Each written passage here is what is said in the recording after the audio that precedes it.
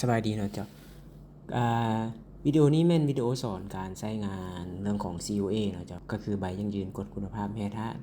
ซึ่งการที่จะออก CUA ได้ขั้นตอนทำอิฐก็คือเราต้องได้ออกใบเสนอก่อนซึ่งขั้นตอนมีดังนี้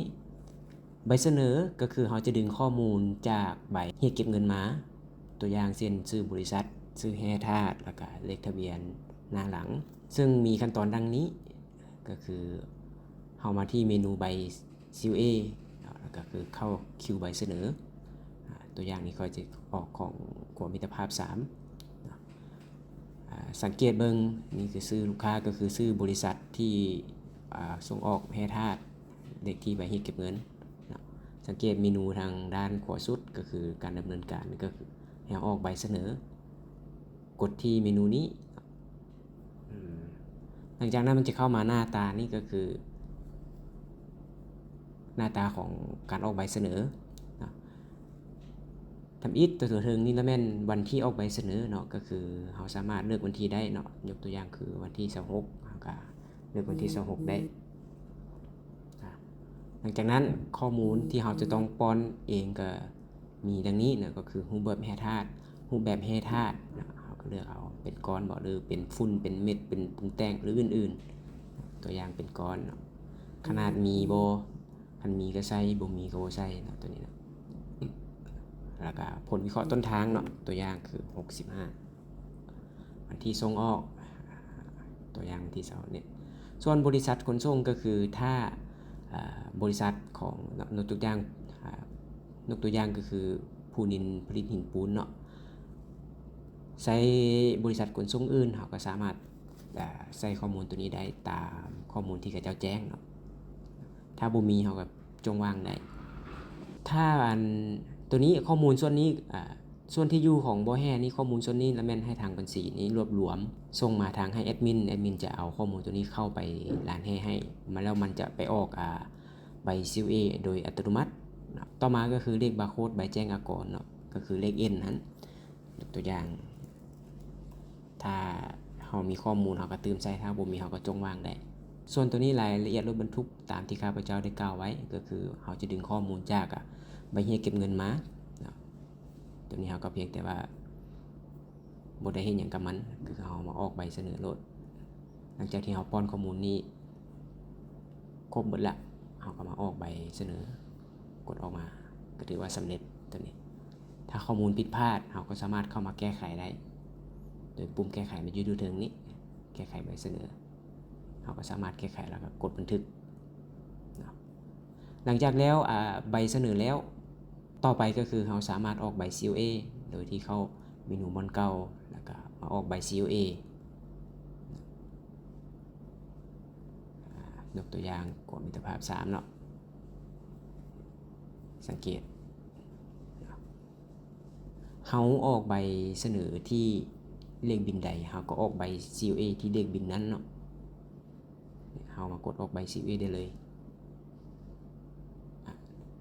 ก็จะเข้ามาหน้าการออกใบ CUA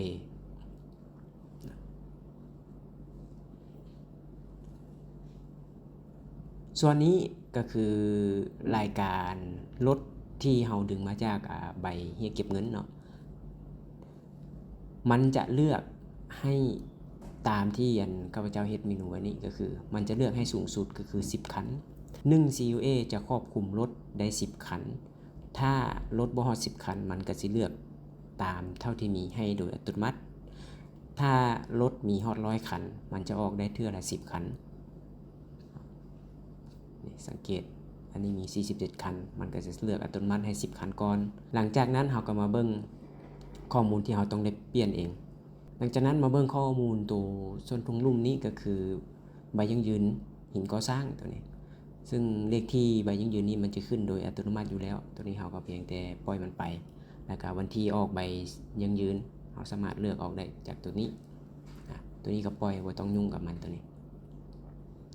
เพราะตัวนี้มันจะเป็นเลขอ้างอิงจากใบเก็บเงินแล้วก็ข้อมูลใบยั่งยืนตัวนี้ถ้าเราจะต้องใส่ก้อนมาแล้วบางส่วนอยู่ในใบเสนอเช่นรูปแบบแร่ธาตุเป็นก้อนบอกมันก็สิมาเลือกเป็นก้อนให้โดยอัตโนมัติขนาดมีบ่หรือบ่มีเราก็บ่ถ้าเขาแจ้งมาเราก็ใส่ตัวนี้ เลขที่ตัวอย่างเนาะจุดเก็บตัวอย่างน้ำหนัก1กิโลเราสามารถใส่หมายเหตุได้ตัวนี้กรณีมีผลการแตกต่างหลายเกินไปเราก็สามารถใส่หมายเหตุอยู่นี่ได้และตัวนี้เป็นผลวิเคราะห์การส่งออกผลวิเคราะห์ต้นทางก็คือมันจะดึงมาจากใบเสนอเลยถ้าเราใส่ตัวนั้นมาเนาะตัวนี้เราก็สามารถใส่ได้เลย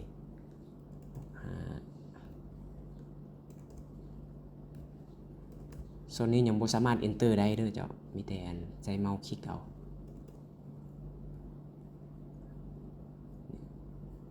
รายการทะเบียนรถมันก็จะเลือกมาให้ตามที่อธิบายไปข้างเทิงนั้นมา10คันเราก็กดเบิ่งตัวอย่างเพื่อความแน่ใจก่อนที่อยู่ของบ่แห่นี่แหละก็คือยังให้บัญชีรวบรวมมาถามพระเจ้าว่าบริษัทนี้มีร้านแห่เขาเอาแห่มาออกจากจุดใดทางแอดมินจะเอาข้อมูลตัวนี้มาใส่ให้แล้วมันก็จะออกมาโดยอัตโนมัติส่วนใบเลขที่ใบแจ้งภาษีรายละเอียดก็คือใบ EX นั้นใบ EX จะใช้ตอนออกใบเฮียเก็บเงินแล้วมันก็จะดึงมาโดยอัตโนมัติตัวนี้ตอนออกใบเฮียเก็บเงินถ้ามีเขาจะแจ้งเลข EX มาเขาก็ใส่ตัวนี้ได้เลยวันที่ของเลข EX ก็เลือกใส่ตอนอยู่ใบเฮียเก็บเงินฮะเมื่อข้อมูลถูกต้องหมดแล้วเขาก็มากดออกใบยังยืนออกใบยังยืนออกใบยังยืนสำเร็จแล้วแต่ว่าเขายังเหลืออีก37คันที่ยังไม่ได้ออกเขาก็สามารถกดออกต่อได้เลยคันนี้มันจะเลือกคันใหม่บัดนี้ส่วนนี้มันจะเลือกคันใหม่อีก10คันให้โดยอัตโนมัติเขาไม่จำเป็นต้องมาเลือกเองเพียงแต่เขาก็มากดผลวิเคราะห์กลการส่งออกเนี่ย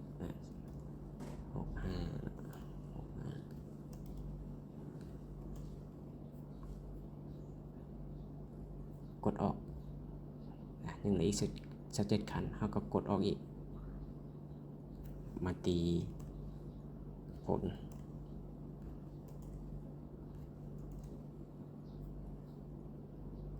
กดออก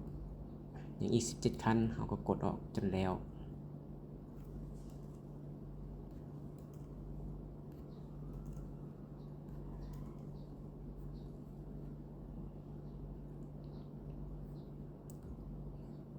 ก็กดออกจนแล้ว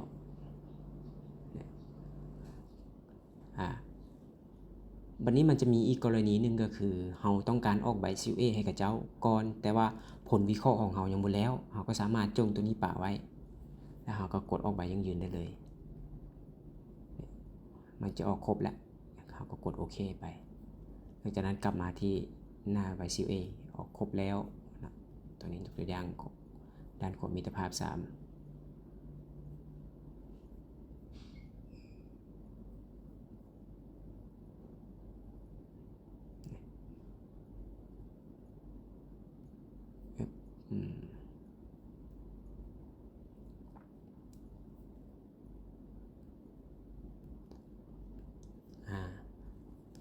ออกครบแล้ววันนี้คือวันนี้หลังจากเข้ามานี่ปุ๊บคือตามที่ค่อยได้อธิบายไปเมื่อกี้ก็คือกรณีที่เราอยากออกใบ CUA ให้กับเจ้าก่อน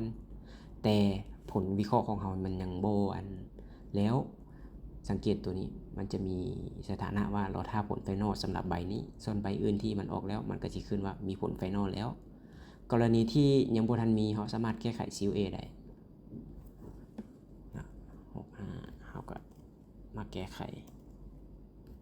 ผลวิเคราะห์แก้ไขหมายเหตุแก้ไขบัญชีได้แล้วก็กดบันทึกส่วนปุ่มกดบันทึกนี่มันจะมีอยู่2กรณีก็คือปุ่มสีฟ้านี่ก็คือเรากดบันทึกแล้วถ้าข้อมูลผิดพลาดอีกเราสามารถกลับมาแก้ไขได้ส่วนปุ่มสีเขียวบันทึกและล็อกก็คือเมื่อเราบันทึกแล้วเราจะบ่สามารถมาแก้ไขผลวิเคราะห์นี้ได้อีก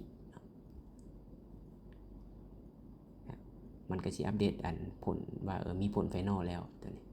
การเซตสมบูรณ์ตัวนี้ แล้วเราก็ปริ้นออกตามปกติบัดนี้กรณีที่ใบ CLA มีการผิดพลาดหรือเราบ่ได้นำใช้ใบ CLA นี้แล้วเราสามารถยกเลิกได้เรามากดยกเลิกใส่เหตุผลไปแล้วเราก็กดยกเลิกออกมาได้สำหรับขั้นตอนการออกใบ CLA ก็มีเพียงเท่านี้เจ้าถ้าว่าผู้ใดยังบ่เข้าใจสามารถทักเข้ามาส่วนตัวหาข้าพเจ้าได้เนาะก็คืออาจจะอธิบายขั้นตอนบางขั้นตอนที่ยังบ่เข้าใจให้เจ้าขอขอบใจ